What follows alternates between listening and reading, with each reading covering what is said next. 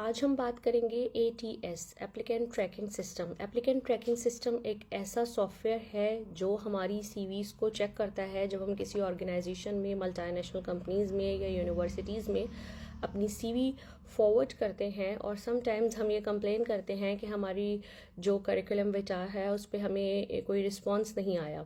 उसका रीज़न ये होता है कि हमने अपनी उनकी जॉब डिस्क्रिप्शन के हिसाब से अपनी सीवी में कुछ ऐसी चीज़ें मेंशन नहीं की होती जो वो सॉफ्टवेयर एक्सेप्ट कर सके या डिटेक्ट कर सके और एक रेशो दे सके उस कंपनी को कि ये एप्लीकेंट आपकी कंपनी के लिए नेसेसरी है कि नहीं है। तो अगर आप चाहते हैं कि आप किसी भी इदारे में अप्लाई कर रहे हैं और आपको जो है वो प्रॉम्प्ट रिस्पांस आए, तो आप ATS फ्रेंडली सीवीज़ बनाएं। उसकी बेसिक चीज़ें जो फाउंडेशन है, जिसमें आपकी बेसिकली जो है वो ये होती है कि मैं बहुत सारी सीवीज़ देखती हूँ जिसमें ग्राफिक्स दी हुई होती है, टेबल्स दिए हुए होते हैं, कॉलम्स दिए हुए होते हैं।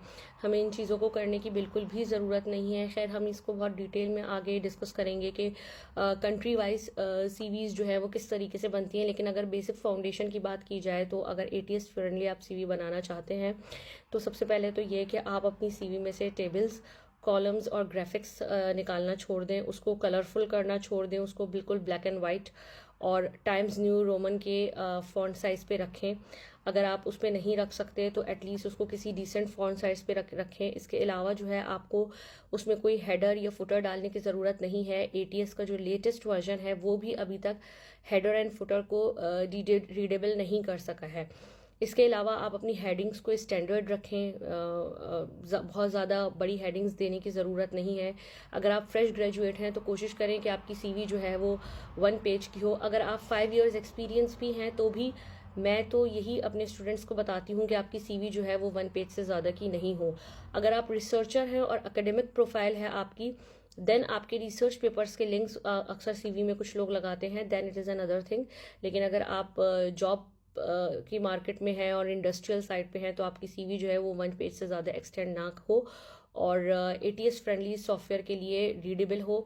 इसका एक बहुत ही जो मेजर पॉइंट है जो मैं अभी कन्वे करना चाहती हूँ वो ये है कि आप जब कोई जॉब डिस्क्रिप्शन देखते हैं किसी यूनिवर्सिटी में अप्लाई करने के लिए या किसी जॉब के लिए यूरोप में या किसी और कंट्री में, हम उन कंट्रीज़ को भी आगे अपनी सीरीज़ में डिस्कस करेंगे, तो आप प्लीज़ काइंडली जो है वो अपनी सीवी को उस यूनिवर्सिटी की या उस जॉब की रिक्वायरमेंट के हिसाब से चेंज करें, मॉडिफाई करें। एवरी टाइम आप अपनी सीवी को चेंज करके अपलोड करें। बहुत सारे लोग एक टेम्पलेट बना लेते हैं और उसी टेम्पलेट को हर जगह फॉरवर्ड कर रहे होते हैं। आपको सीवी हमेशा जो है वो जॉब डिस्क्रिप्शन के हिसाब से चेंज करनी होती है, या अगर आप कहीं पे अप्लाई कर रहे हैं तो उनकी जो कैंडिडेट उनको चाहिए मास्टर्स या PhD में, या उस हिसाब से आपको अपनी सीवी को जो है वो मॉडिफाई करके आगे फॉरवर्ड करना होता है। वन लास्ट पॉइंट मैं ये डिस्कस करूंगी आपसे कि जब आप अपनी सीवी को मॉडिफाई करें तो आप खासतौर पे जो लोग जॉब के लिए अप्लाई करना चाहते हैं तो पहले आप उनकी जॉब डिस्क्रिप्शन को पढ़ लें और उसको पढ़ने के बाद जो है वो आप उनके कुछ मेजर जो है की पॉइंट्स हैं उन की पॉइंट्स को नोट कर लें और फिर अपनी सीवी की जो रिस्पॉन्सिबिलिटीज़ एंड ड्यूटीज़ जो आपने पास जॉब में की होंगी, या अगर आपने कोई ऐसा स्किल सीखा है जिसको आप मेंशन करना चाहते हैं तो उस जॉब डिस्क्रिप्शन के पॉइंट्स को आप अपनी सीवी में मेंशन करें सिमिलर वर्ड्स के साथ या फिर मिलते जुलते वर्ड्स के साथ। तो यकीनन जो है वो आपकी सीवी ATS फ्रेंडली हो जाएगी और आपको जो है वो प्रॉम्प्ट कॉल्स भी आना शुरू हो जाएंगी अगर आपने कहीं अप्लाई किया हुआ है तो। Thank you.